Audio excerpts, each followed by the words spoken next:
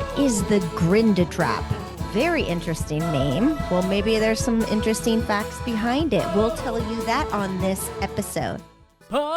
We get some rum and beer, expensive, put in a reindeer, so you know we're gonna party. Welcome back, Marine Conservation Happy Hour crew. I'm so glad to be here, and I have a guest, and Dr. Kraken is here, and Dr. Kraken and him were already having a grand time talking about all their sea shanty experiences. Piracy, Yeah, exactly. So, Kraken, since you're having such a great time, why don't you introduce our guest? Well, we have with us Robert Reed of the Paul Watson Foundation, aka Neptune's Pirates. And he's calling us, it looks like you're in a sauna, Rob. No. He looks like he is far out in the fields. I mean, there's like nothing. Somewhere. I know, a cabin somewhere. What I'm doing is hiding from my 3 Scottish daughters, so we don't have them interfering in this podcast. Oh, yeah. He's up there on the west coast of Scotland, Smash. I'm hiding out in a little log cabin I built during the COVID era. So That's wonderful. Well, before we get into what you do, I just want to know more about you. Tell us where you came from and how you got into this field and how you got to know Paul Watson. Yeah, history time. I've always been interested in the environment and biology and science right through school. And just after I left school, way back in 92, a program came out. It was called, it's Defenders of Wildlife series on Yorkshire TV here in the UK. And there was an episode actually called Ocean Raider, although Ocean Warrior would have been more accurate for the episode.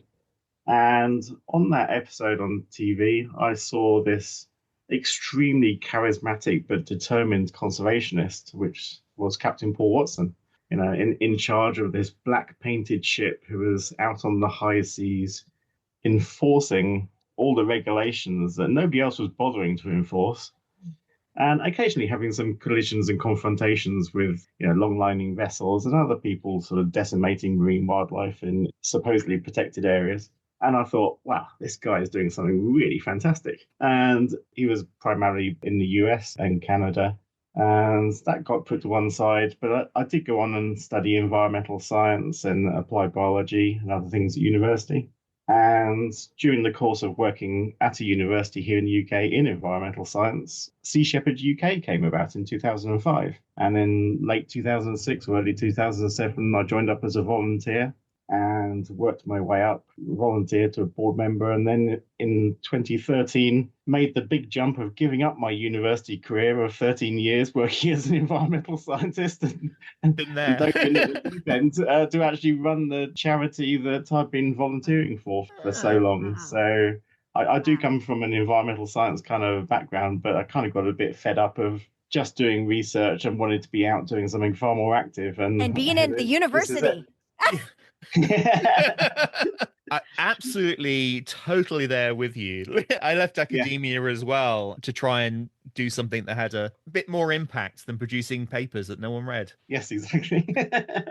Well, most of the time I was supervising and helping postgraduate students with their projects, which is great. But you know, when I started working for universities, they were basically run as charities, and by the time I left working in universities, then everything was all about making money. And it's just such a shame. Twice as many administrators as there were faculty. Exactly. Yes. Too many targets and not enough sort of real research.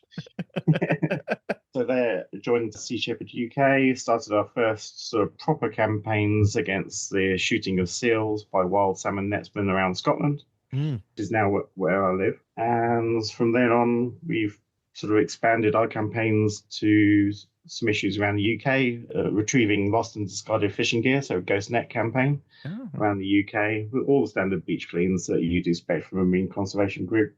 But we've run a campaign year out in Taiji in Japan against the dolphin captures and hunts out there, which was made famous by the Cove documentary. But primarily we've been focused on that kind of North Atlantic, North Sea kind of region. And our primary campaigns are against the grindadráp, the dolphin hunts of the Faroe Islands, against Icelandic whaling. So Christian, Iceland's richest man, and his company kills the second largest whale on the planet, fin whales, for a Japanese market. Yeah, he's kind of like Iceland's Elon Musk in many ways.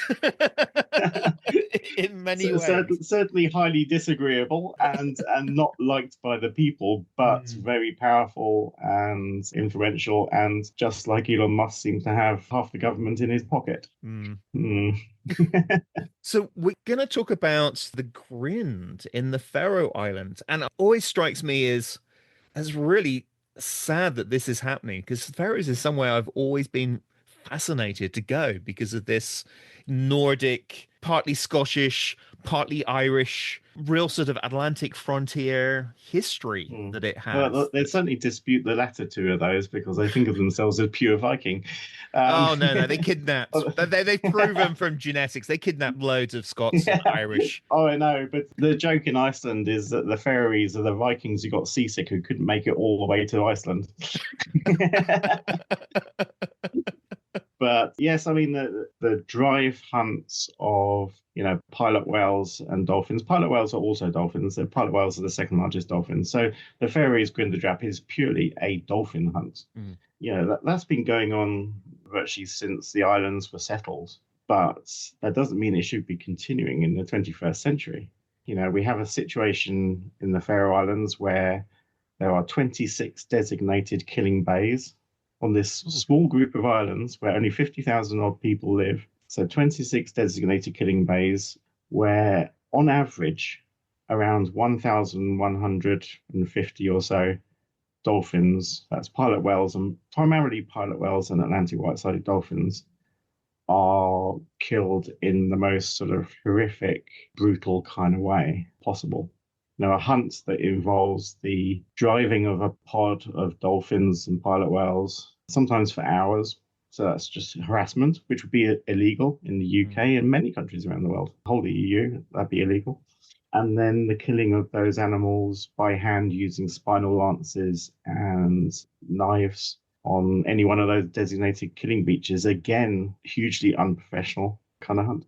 Do they still use the hooks that they put into their blowholes? Oh, God. This is a horrible thing. They used to sort of drag them in by that. Do they still do that? Yeah. So just over a decade ago, those were sharp hooks that they just rammed into the backs or the blowholes of the pilot whales and dragged them up that way. They now use a blunted hook, but yeah, they still shove it in the blowhole of the whales and drag them in that way.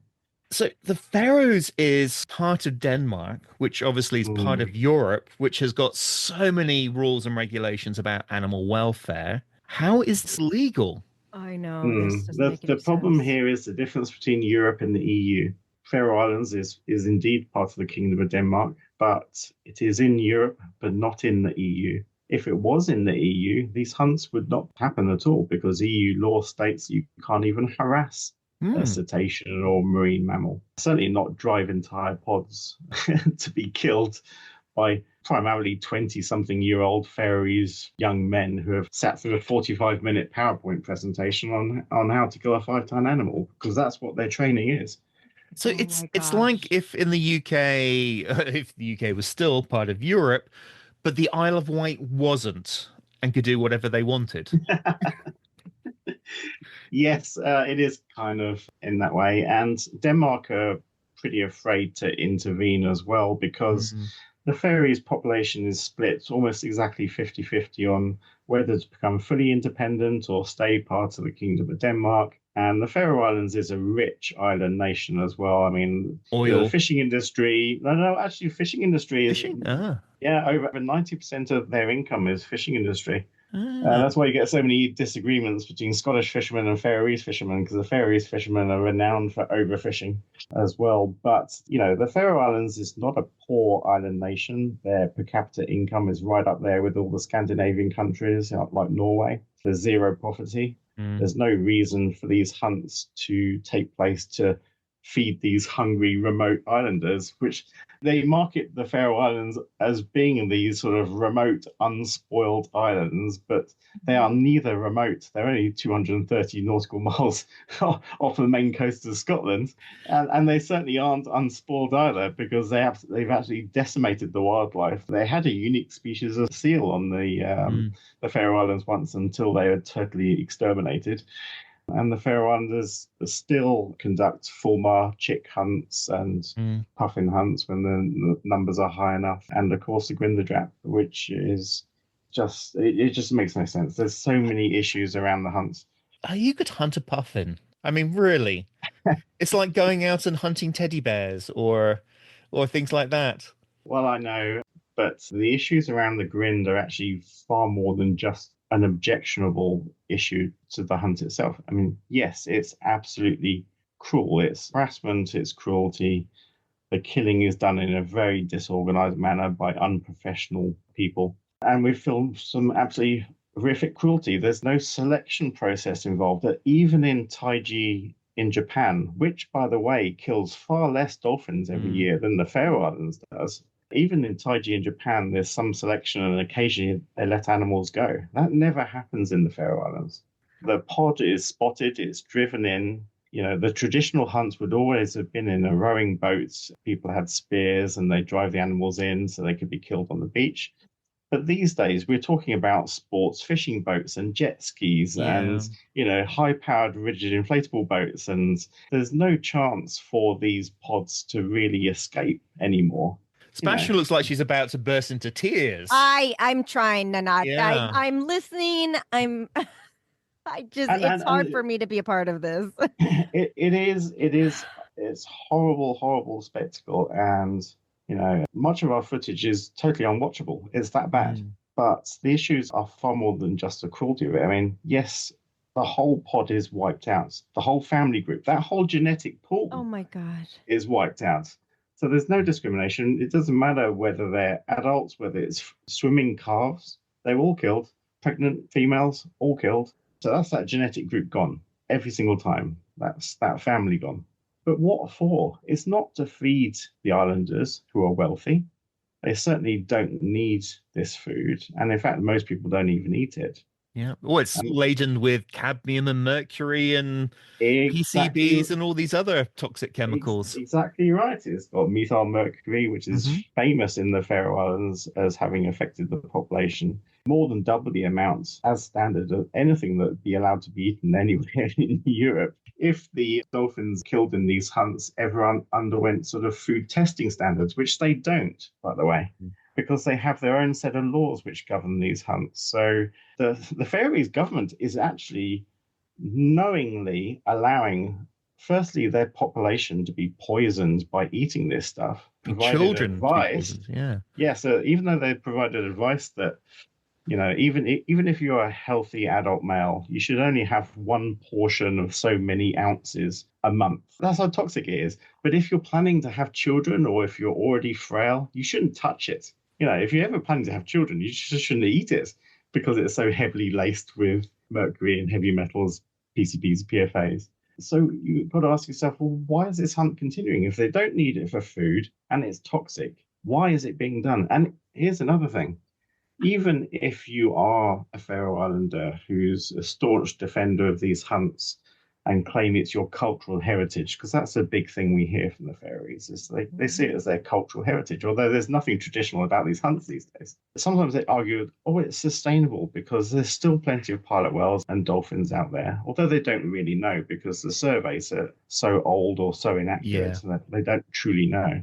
But even by Faroese statistics provided by the Faroese government, if you do the calculations, only about 1/3 of that meat is claimed to ever be eaten by people. And having run a campaign now entering its 10th consecutive year in the Faroe Islands, we now know that, having spoken to Faroese people and even one of our former lawyers on the islands who was still eating dolphins, basically, we know that when a hunt takes place in a local area, people still have freezers packed full of pilot whale and dolphin meat, and all they do is throw out the old and pile in the new. And the whole disposal as well, because they're so contaminated. This is something that happened in the US when they had the big dolphin mortality a couple of decades ago, whenever they put dolphins in a landfill site, it became a Superfund site because they were so contaminated with PCBs and so forth. So anywhere they throw out these carcasses is probably going to be a toxic waste fill that's then going to get into the environment. Well, typically from these hunts, what they actually do is they dump everything over a cliff at any one of several locations in the Faroe Islands, or they tow out anything that they don't want, all the slightly dismembered corpses of pilot whales or dolphins. They tow them out and they just let them go out to sea. But there is one exception, and that is on the 12th of September 2021 was the largest single hunt of cetaceans in documented human history in the Faroe Islands. 1,428 Atlantic white-sided dolphins were killed in a single bay, in a single hunt, in a single day. 1,428 in one hunt. And there were so many dolphins, and that hunt took 4 to 5 hours to complete the killing of, because there were so many animals. There were so many dolphins that for the first time, the Faroese government put in huge efforts to try and send the meat and the blood up all over the islands.